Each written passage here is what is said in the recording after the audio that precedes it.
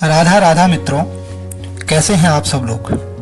तो मित्रों, आज हम आपके समक्ष प्रस्तुत करने जा रहे हैं स्वामी जी श्री रामसुखदास जी के प्रवचनों से संग्रहित पुस्तक हे नाथ मैं आपको भूलूं नहीं का अंतिम भाग 3, जिसका शीर्षक है समस्त साधनों का सार। भगवत स्मरण समस्त साधनों का सार है। भगवान को याद करते ही संपूर्ण अमंगल नष्ट हो जाते हैं। इसमें लाभ ही लाभ है, हानि है ही नहीं। सत्संग की बातों में भगवान को याद करना सबसे मार्मिक बात है, सबकी सार बात है। अतः चलते फिरते, उठते बैठते हर समय भीतर से भगवान को याद रखो, फिर चाहे शरीर जब छूटे। हे मेरे नाथ मैं आपको भूलूं नहीं, यह प्रार्थना हर एक भाई बहन के लिए बड़े काम की है। आप हरदम यह प्रार्थना करके देखो तो सही विचित्रता आ जाएगी। बीच में अपनी बुद्धि मत लगाओ, भगवान को भूले नहीं, फिर सब काम ठीक हो जाएगा। स्वयं पहले से ही परमात्मा का अंश है और वह उसी के शरण हो जाए तो फिर बाकी क्या रहेगा। कोई काम करो, कहीं जाओ, भगवान को अवश्य याद कर लो। भगवान को याद करने मात्र से मनुष्य संसार बंधन से छूट जाता है। यस्य स्मरण मात्रेण जन्म संसार बंधनात् विमुच्यते। भगवान को याद करने से, उनकी कृपा से सब काम सिद्ध होते हैं। लक्ष्मण जी राम जी को नमस्कार किए बिना मेघनाथ को मारने गए तो मूर्छित हो गए, और राम जी को नमस्कार करके गए तो मेघनाथ को मार दिया। रघुपति चरण नाई सिरु चले तुरंत अनंत। भगवान को याद रखने से विजय और भूल जाने से पराजय होती है। इसके लिए हर एक काम भगवान को याद करके करो।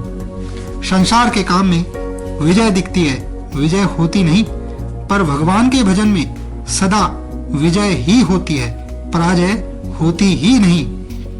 जैसे वृक्ष के मूल में पानी देने से पूरे वृक्ष को पुष्टि मिलती है और अन्न जल देने से पूरे शरीर को शक्ति मिलती है, ऐसे ही भगवान को याद करने से दुनिया मात्र को ताकत मिलती है। यह गुप्त बात है, हर कोई बताता नहीं। भगवान को याद करना सब बातों का सार है। भगवान को याद करने से दुख नहीं रहता और भगवान के विमुख होने से सुख नहीं रहता। भगवान को याद करना संपूर्ण दोषों के नाश का उपाय है। राग द्वेष हो जाए तो आर्त होकर हे नाथ, हे मेरे नाथ पुकारो। जैसे डाकू लूटते हों तो आदमी पुकारता है, ऐसे ही आर्त होकर भगवान को पुकारो। ऐसा करने से जरूर फर्क पड़ेगा। भगवान से कहने पर हर एक दोष दूर होता है। थोड़ा भी राग उत्पन्न हो तो हे नाथ, हे मेरे नाथ पुकारो। अवगुणों का नाश करने के लिए और सद्गुणों को लाने के लिए, दोनों के लिए भगवान को पुकारो। उनकी कृपा से ही अवगुणों का नाश और सद्गुणों की रक्षा होती है।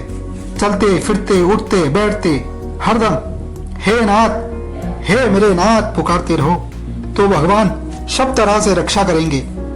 जब अपने उद्योग से राग द्वेष दूर ना हो तब दुखी होकर भगवान को पुकारो। भगवान की कृपा से बड़ी सरलता से सब काम हो जाएगा। पहले अपना बल लगाकर इन दोषों को दूर करो। जब दूर नहीं हो तब निर्बल होकर भगवान को हे नाथ, हे मेरे नाथ पुकारो।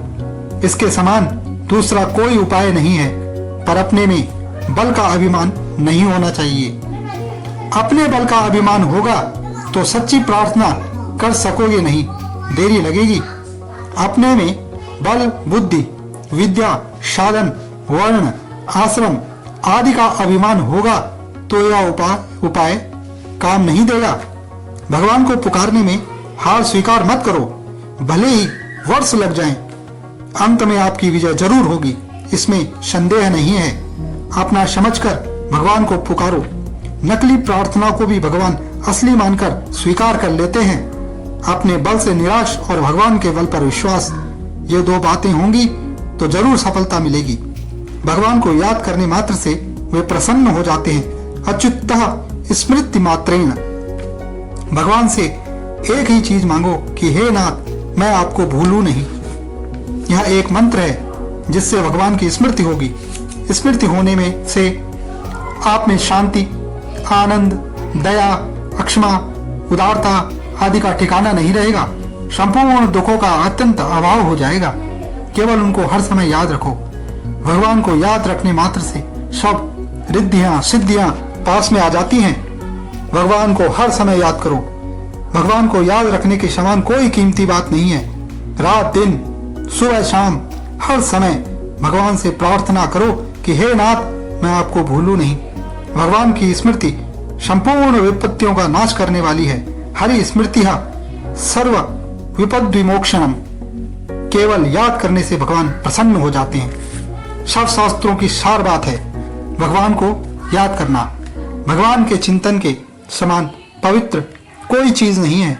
जिस समय आप भगवान को याद करते हैं उस समय आपका संबंध भगवान के साथ होता है। आपकी स्थिति भगवान में होती है।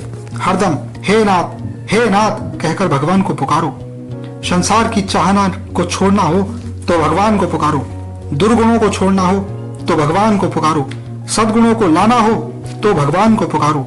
संसार का चिंतन आ जाए तो भगवान को पुकारो कि हे नाथ, मैं आपको भूलूं नहीं। जो होगा भगवान की कृपा से होगा, अपने बल से नहीं।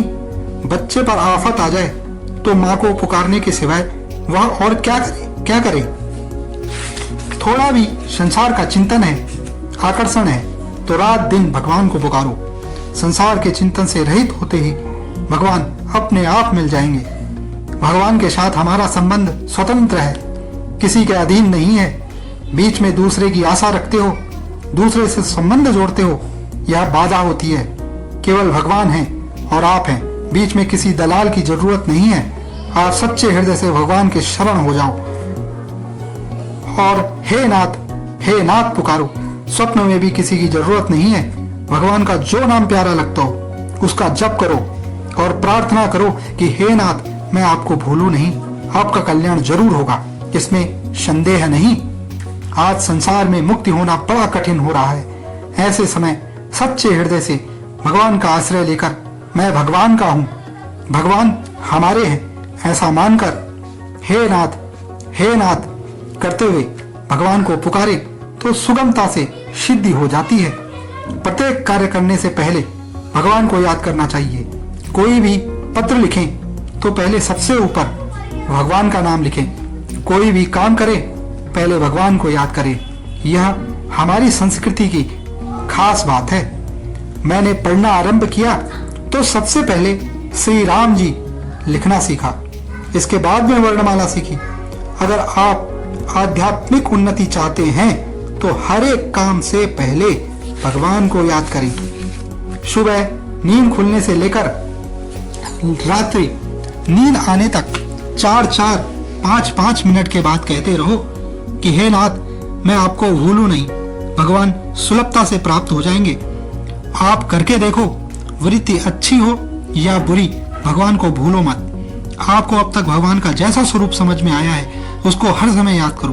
भगवान उसी को अपना स्वरूप मान लेते हैं, यह उनका कायदा है।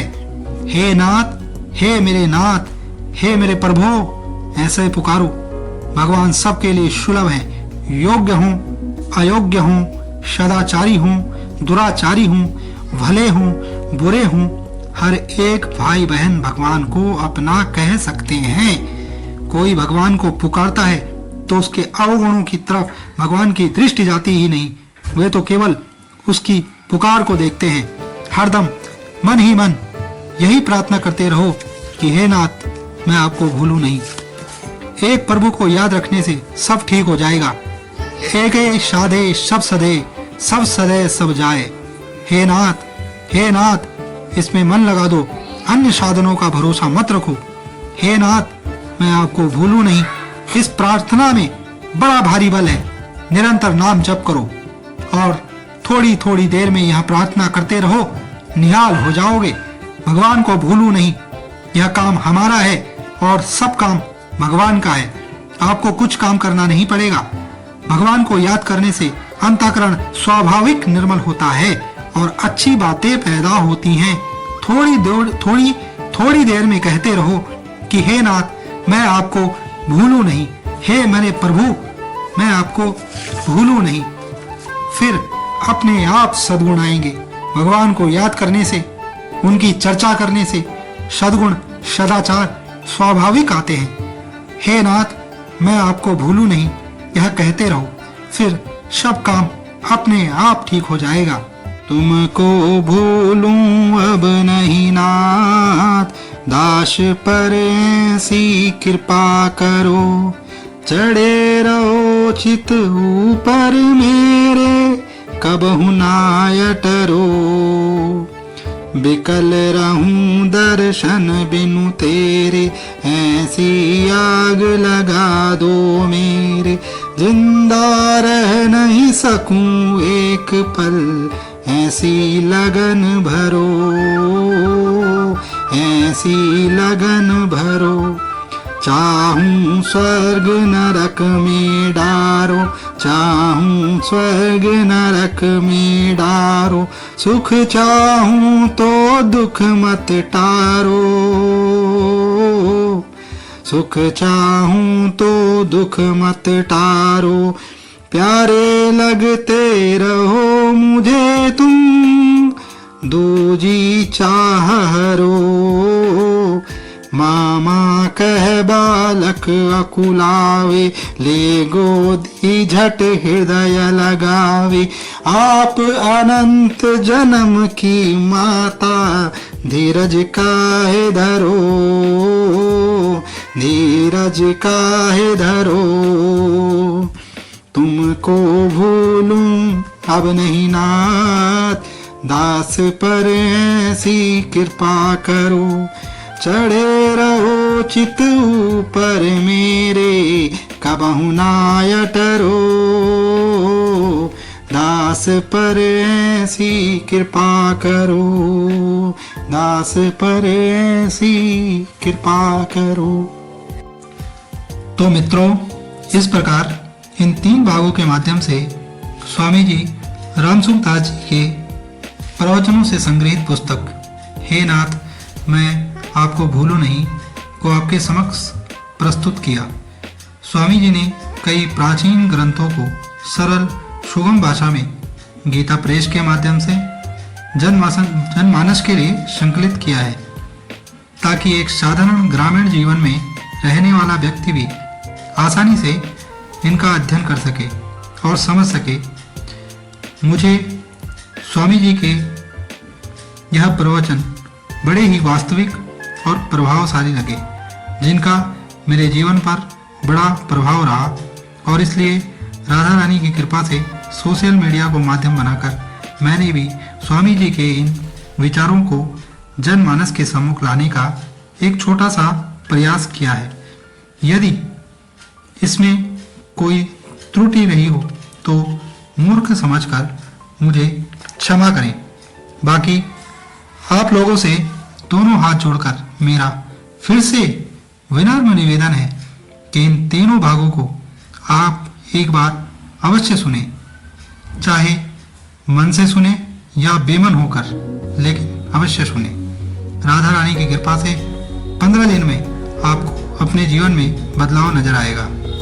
बाकी आगे भी राधा रानी की कृपा से ऐसे ही अन्य ग्रंथों को आपके सम्मुख लाने के लिए हम प्रयासरत रहेंगे। राधा राधा।